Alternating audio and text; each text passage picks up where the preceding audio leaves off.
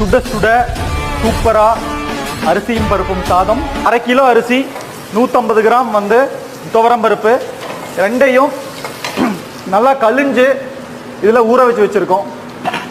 Oil ஊற்றிட்டோம். கடுகு, மிளகா, கருவேப்பிலை, மஞ்சத்தூள் ஆயிலே கொடுக்கலாம். பச்சை மிளகா, சின்ன வெங்காயம், 2 தக்காளி,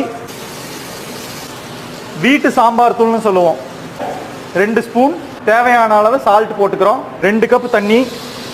நல்லா ஊறிட்டு இருக்குல்ல அரிசி பருப்பு, இதை வந்து அதில் சேர்க்க போகிறோம். மூடியை போட்டு விசில் விட போகிறோம்.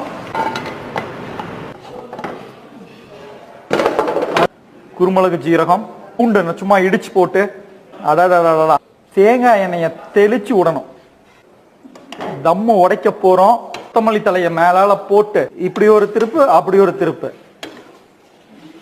அரிசியும் பருப்பும் சாதம் அப்படி இருக்கும்.